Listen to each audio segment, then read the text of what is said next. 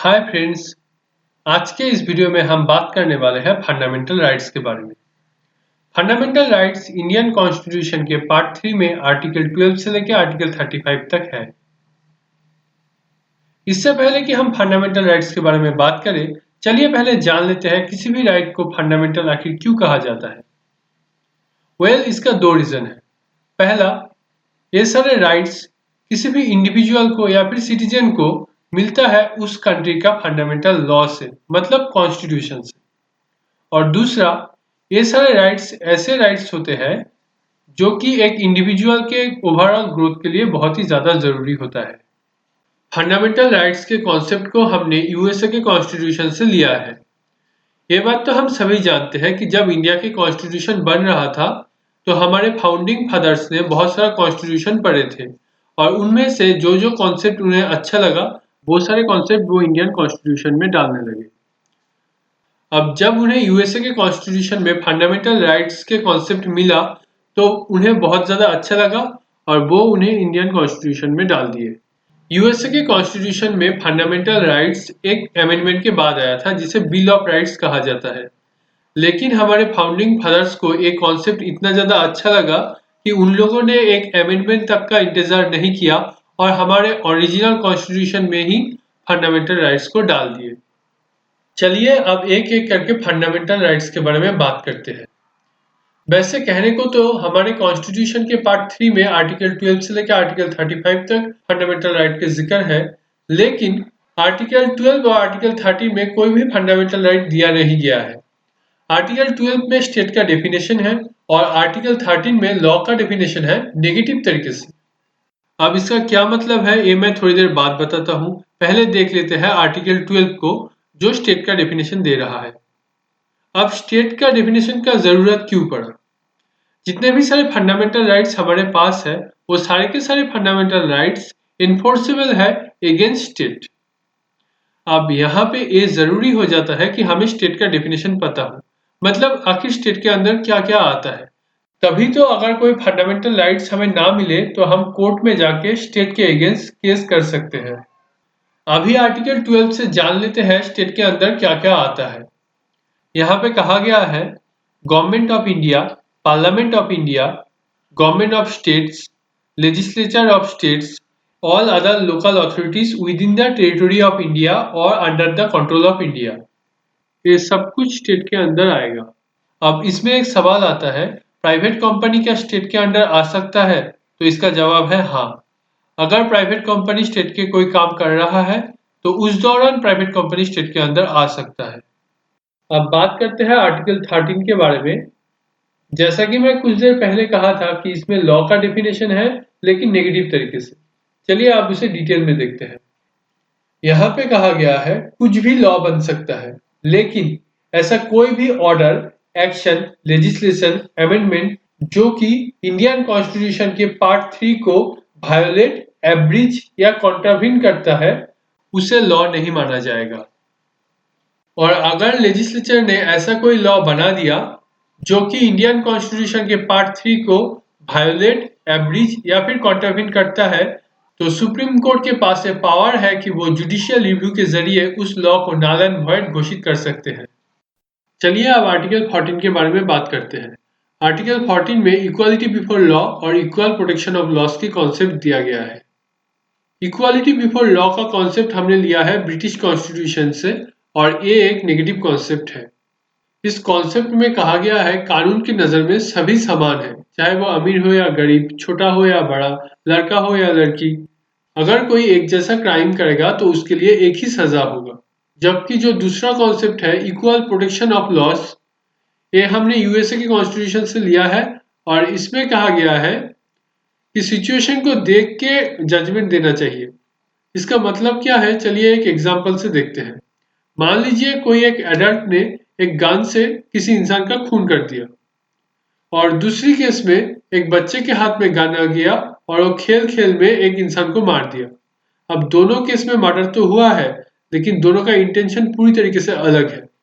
तो equal protection of loss के concept हमें कहते हैं क्योंकि यहाँ पे सिचुएशन बिल्कुल अलग था तो यहाँ पे दोनों को अलग अलग सजा मिलना चाहिए।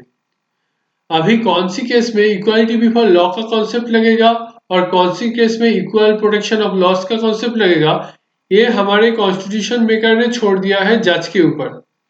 मतलब यहाँ का फाइनल कॉल जज का है। वो डिसाइड करेंगे कि किस केस में इक्वालिटी बिफोर लॉ और किस केस में इक्वल प्रोटेक्शन ऑफ लॉस का कॉन्सेप्ट लगाना चाहिए, केस को देखते हुए।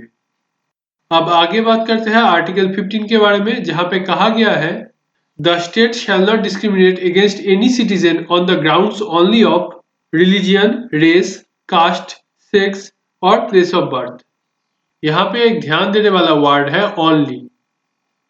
मतलब स्टेट डिस्क्रिमिनेशन तो कर सकता है, लेकिन ऊपर के बताए हुए 5 ग्राउंड्स को छोड़ के। चलिए एक एग्जांपल से बताता हूँ। मान लीजिए एक क्लास में 10 बच्चे हैं, जिनमें से एक बच्चा बहुत ही शार्प है, तो स्टेट ने उसे स्कॉलरशिप देने के बारे में सोचा। तो बाकी के 9 बच्चे क्या आके ये कहेगा कि यहाँ पे तो डिस्क्रिमिनेशन हो रहा है, उसे स्कॉलरशिप मिल रहा है और हम 9 को क्यों नहीं मिल रहा है। यहाँ पे कहा गया है कि किसी भी तरीके का डिस्क्रिमिनेशन नहीं होगा। एक्चुअली आर्टिकल 15 में ऐसा नहीं कहा गया है कि किसी भी तरीके का डिस्क्रिमिनेशन नहीं होगा। यहाँ पे रीजनेबल ग्राउंड है डिस्क्रिमिनेशन करने का। लेकिन यहाँ पे 9 बच्चे आके जो डिस्क्रिमिनेशन के बारे में कह रहा है स्कॉलरशिप को लेके, ये एक्चुअली डिस्क्रिमिनेशन नहीं है, डिफरेंट ट्रीटमेंट है। और different treatment Indian constitution allow करता है। कैसे, ये अगले आर्टिकल में हमें और साफ साफ पता चलेगा। क्योंकि बहुत सारे गवर्नमेंट जॉब के एस्पिरेंट्स को ये लगता है रिजर्वेशन वालों को बहुत ज्यादा फैसिलिटी मिल जाता है गवर्नमेंट जॉब में। ऐसा क्यों है, चलिए अगले आर्टिकल में बात करते हुए देखते हैं। हमारा अगला आर्टिकल है आर्टिकल 16, जहां पे कहा गया है equality of opportunity in public employment. मतलब सरकारी नौकरी में सबका समान अधिकार है। अब यहाँ पे फिर से वो बात आ जाता है, तो फिर रिजर्वेशन क्यों है। चलिए एक मेटाफोर से समझने की कोशिश करते हैं। मान लीजिए कि एक रेस चल रहा है 100 मीटर का, जहां पे 12 एक जैसे एथलीट पार्टिसिपेट कर रहा है और जिनमें से सिर्फ 3 ही एथलीट इस रेस को जीत पाएगा। लेकिन यहाँ पे एक बात है, जो पहला 10 एथलीट है वो सिर्फ 100 मीटर भागेगा और जो बाकी के 2 एथलीट्स है उन्हें 120 मीटर भागना पड़ेगा और सबका एबिलिटी मान लीजिए इक्वल है। तो क्या ये मुमकिन है कि वो 2 एथलीट कभी भी बेस्ट 3 में अपना जगह बना पाएगा? नहीं। यहाँ पे जो पहला 10 एथलीट थे वो मान लीजिए जनरल कास्ट के लोग हैं और बाकी के जो 2 एथलीट्स थे मान लीजिए वो शेड्यूल कास्ट या शेड्यूल ट्राइब कम्युनिटी से बिलोंग करते हैं। क्योंकि वो सोसाइटी की वजह से बहुत पीछे पड़ गए हैं, तो अगर गवर्नमेंट उन्हें कोई स्पेशल फैसिलिटी नहीं देंगे तो कभी भी वो बाकियों के साथ कॉम्पीट नहीं कर पाएंगे। इसके लिए अब दूसरी तरीके से इस रेस को हम देखते हैं। रेस बिल्कुल सेम है, 12 एथलीट भाग रहे हैं, 10 लोगों को भागना पड़ेगा 100 मीटर और बाकी 2 को भागना पड़ेगा 120 मीटर। लेकिन इस बार एक शर्त है, बाकी के जो 2 एथलीट हैं उन्हें भागने के लिए 20 सेकेंड वक्त ज्यादा मिलेगा। तो अब क्या चांस बनता है कि वो इस रेस को कंप्लीट कर पाएंगे? बिल्कुल बनता है। रिजर्वेशन के जरिए गवर्नमेंट भी जो पीछे छूट गया है उनका इक्वालिटी ही सिक्योर करता है। आई होप आप ये समझ गए होंगे और आगे से किसी भी डिबेट में इस बात को आप रख पाएंगे। चलिए आप आर्टिकल 17 को देखते हैं, जहां पे अनटचेबिलिटी को खत्म करने के बारे में कहा गया है। अनटचेबिलिटी से रिलेटेड एक बहुत ही अच्छा स्टोरी एनसीईआरटी के क्लास 6 के सोशल साइंस की किताब में है, जहां पे डॉक्टर बी.आर. अम्बेडकर, जिन्हें हम फादर ऑफ इंडियन कॉन्स्टिट्यूशन के नाम से भी जानते हैं, खुद अपने बचपन की एक स्टोरी शेयर कर रहे हैं। एक बार बचपन में डॉक्टर बी.आर. अम्बेडकर और उनके भाई ट्रेन से अपने पिताजी से मिलने गए थे। ट्रेन से उतरने के बाद वो लोग सोच रहे थे कि उनका पिताजी आ जाएंगे या फिर वो किसी को भेज देंगे उन्हें लेने के लिए। लेकिन क्या हुआ, बहुत देर हो गया और कोई भी उन्हें लेने नहीं आया। वो लोग स्टेशन पे वेट करने लगे। इसी बीच स्टेशन मास्टर उन लोगों को देख लेते हैं और वो डॉक्टर बी.आर. अम्बेडकर के पास आके उनका टिकट देखना चाहते हैं। इसके बाद डॉक्टर बी.आर. अम्बेडकर अपना टिकट दिखा देते हैं और उन लोगों के बीच में बातें शुरू हो जाता है। क्योंकि डॉक्टर बी.आर. अम्बेडकर और उनके जो भाई है वो बहुत ही अच्छे ड्रेस पहने हुए थे, तो स्टेशन मास्टर को ऐसा लगा कि ये लोग जरूर ब्राह्मण होंगे। बातों बातों में स्टेशन मास्टर उनसे एक बात पूछ लिए कि तुम लोग कौन सी कम्युनिटी से हो। तो डॉक्टर बी.आर. अम्बेडकर ने बिना कुछ सोचे समझे ये कह दिया कि हम महार्स हैं। और महार्स को उस दौरान बॉम्बे प्रेसिडेंसी में अनटचेबल माना जाता था। ये सुनते ही स्टेशन मास्टर का चेहरा अचानक से बदल जाता है और वो बिना कुछ कहे अपने केबिन की ओर चले जाते हैं। उसके बाद बहुत वक्त बीत जाता है और कोई भी डॉक्टर बी आर अम्बेडकर को लेने नहीं आता है। ये देखते हुए स्टेशन मास्टर फिर से वापस आते हैं और वो उन लोगों से पूछते हैं तुम लोगों को कहाँ जाना है। इसके रिप्लाई में वो लोग कहते हैं हमें हमारे पिताजी से मिलने जाना है, एक बुलक कार्ट मिल जाए तो हम खुद ही मैनेज कर लेंगे। ये सुनने के बाद स्टेशन मास्टर चले जाते हैं और बुलक कार्ट वाले के पास जाके पूछते हैं कि क्या वो इन लोगों को लेके जाएंगे। तो इसके रिप्लाई में बुलक कार्ट वाले कहते हैं कि हम कोई भी अनटचेबल कम्युनिटी के लोगों को नहीं लेके जाएंगे। हालांकि डॉक्टर बी आर अम्बेडकर दुगना पैसा देने के लिए राजी थे, लेकिन फिर भी कोई उन लोगों को ले जाने के लिए राजी नहीं था।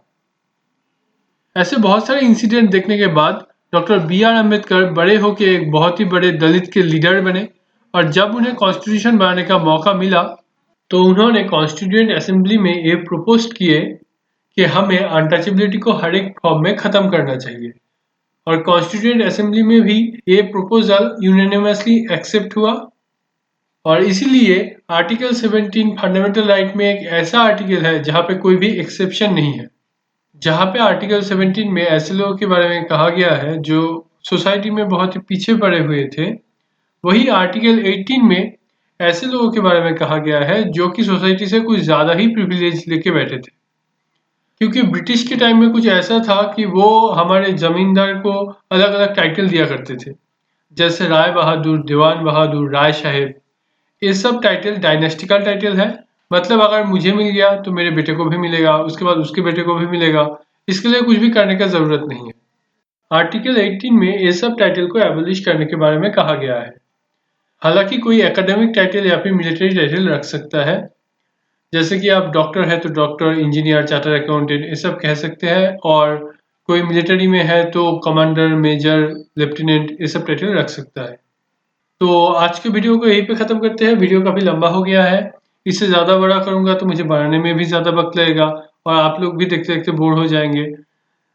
और 2 पार्ट बनाऊँगा जिसमें फंडामेंटल राइट्स को पूरा ख़त्म कर दूँगा।